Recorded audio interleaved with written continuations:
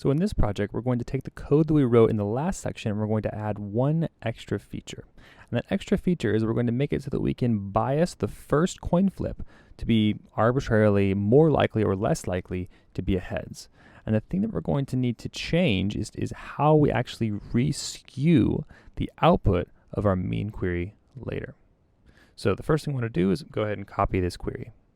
So this is the code that we had from last time. We have this first coin flip, and we determine the likelihood of this coin flip to be a heads or tails based on this threshold, right? So in the torch code here, actually this outputs a random distribution of numbers between 0 and 1. So if you look at sort of here, so it's a bunch of random numbers just uniformly random between 0 and 1. And we threshold it so that, say, in theory, 50% of them on average are above the threshold and 50% are below. So now what we want to do in this section is we want to make this adjustable. We want to make this a noise parameter, which actually sets the likelihood that the coin flip will be a heads.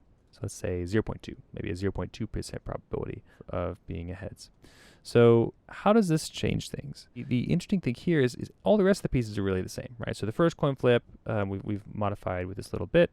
The second coin flip is still a random distribution between a 50-50 coin flip. Just sometimes we're more or less likely to actually rely on the second coin flip depending on the likelihood that our first coin flip is a heads or tails.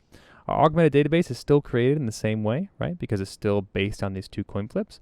The part that's different, however, is how we re-skew the results for this mean query later, right? Because the nature of this average is based on the idea that we are re-skewing the data set to have the same average, to have the same mean as the original database. When we take whatever the actual database was, so in one example earlier we mentioned that perhaps 70% of people on average answered true to whatever the question was, right?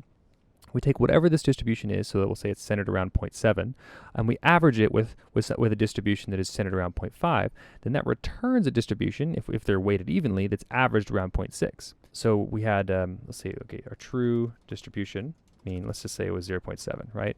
And then we say that our noise distribution, we'll say it's 0.5, right? Because it's a random coin flip, right? 70% of people said yes to our question, and then 50 coin flip, right? So this means that the augmented database mean is going to be true dist mean times noise dist mean divided by 2. Oh, plus, sorry. However, we want to get rid of this random noise on average while still keeping the noise that we actually put on each individual entry. And more importantly, if we are more or less likely to choose this distribution, we want to make sure that however we re-skew this so that the means are correct, we can properly de-skew it according to this noise parameter, right? And what we really do here is we sort of run this mean in reverse, right? We're kind of unaveraging the output of the query. So we'll go ahead and pop these out just so we can work with it out here. So this is the one we're going to work with. First, we're going to create a term which is actually our skewed query, right? So the output of our query, so our skewed result, which equals augmented database .float .mean, right? So skewed result. So this is the wrong result, right?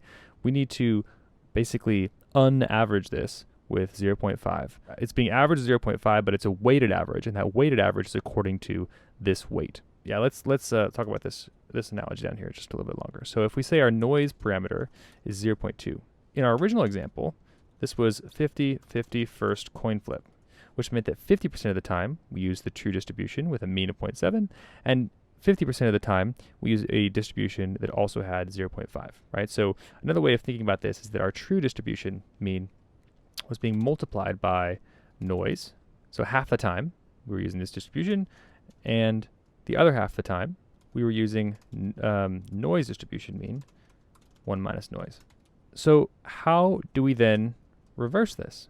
Well, basically we can do simple algebra and sort of pull out what the true distribution mean was by removing all these other terms, right? For de-using all these different terms, right? There's going to be a sort of multiplication and subtraction component because we want to get out this value, or at least de-skew this value according to these others. So let's go ahead and do that. So the way in which we do this, we take our skewed result, and we say our final or augmented result, our private result, is going to equal our skewed result divided by our noise minus 0.5. And this 0.5 is this 0.5 right here. And then we're going to multiply this times noise divided by 1 minus noise. The deal that's going on right here is we're basically de-skewing this result so that our private result has its mean adjusted according to this noise parameter. So if this noise parameter was a 0.5, then the skewed result, the distance between the skewed result and the private result is basically, this is halfway between the true mean of the distribution and the mean of the distribution of 50-50 coin flip, right? So notice that, 0.5, right? So 0.5 minus 0.4929, 0.5 minus 0.4858. Notice how this is roughly half of this, right? So we're doubling the distance, right? Because there was a 50-50 average. So as we can see, this is the correct sort of algebraic de-skewing formula. And then we return kind of the same things we did before.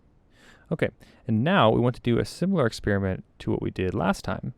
However, instead of varying the size of the database, we want to vary the amount of noise that we're adding to the database, right? So we're going to keep the database, I think it was of size 100, and then we're going to have this noise parameter, and we'll start it at like 0.1, and then, so it's a relatively low noise, 0.2, and we'll just kind of keep doubling it and see what happens. It's changing less than I expected. Oh, did I not run this? There we go. Changing quite a bit less than I expected, actually. Okay, let's just keep going. Typo. Result. As we increase the amount of noise, the sort of the difference between, on average, starts getting quite a bit more, right? But if we counter this with a large data set, then they come back together, right? So the size of the data set allows you to add more noise or more privacy protection to the individuals who are inside of the data set. And this is an interesting trade-off, right? The counterintuitive thing here is that the more private data you have access to, the easier it is to protect the privacy of the people who are involved, right? So the larger this corpus of data set is, the more noise you can add while still getting an accurate result. Now, in society, this is actually probably even more counterintuitive, right? Because typically people think of preserving privacy as giving sort of statisticians access to less and less data, but in fact, with differential privacy, the opposite is true. Because sort of the intuition behind differential privacy is about saying we want to learn about an aggregation over a large corpus, right? We want to learn something that is common about many different people. So one thing might be, let's say you're performing a statistical analysis of medical records, right? Let's say you're going to identify tumors inside of MRI scans, and you have a collection of, say, 1,000 images that have the tumors annotated. So you're trying to learn how to detect tumors inside of individuals. When you're performing the statistical analysis, you're not actually interested in whether any one of these people has a tumor or not. You're not trying to violate any particular person's privacy. Instead, you're trying to do a statistical study to understand what do tumors in humans look like, right? You're actually trying to go after information that is fundamentally public, but just happens to be buried inside of individual private data points. More importantly, the way in which this kind of technology works is that the differential privacy is a very complex kind of filter. And the way that the differentially private filter works is that it looks for information that is consistent across multiple different individuals, right?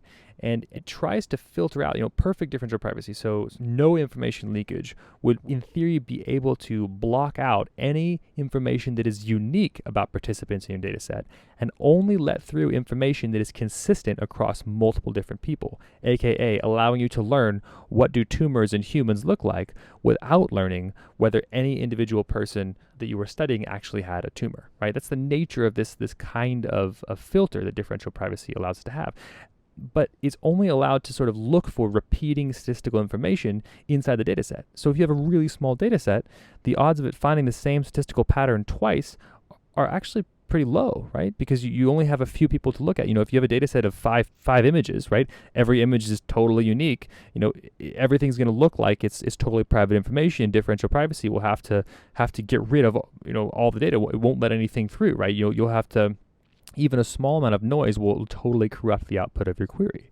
However, if you have, say, 1 million images, right, or maybe in this case, we have 10,000 entries, then it becomes a lot easier to learn about general characteristics in the data set because you have more data points to look at and compare with each other to look for similar statistical information, right?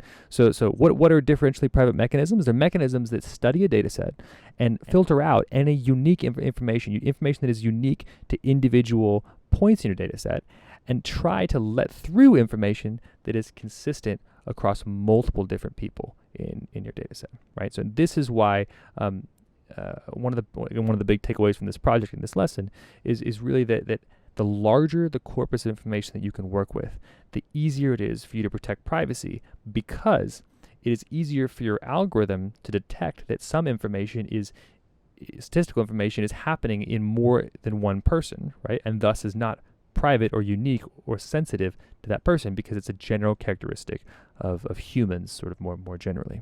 And so I guess a little bit into the philosophy of differential privacy. In the next lesson, we'll really unpack what this means a bit more formally.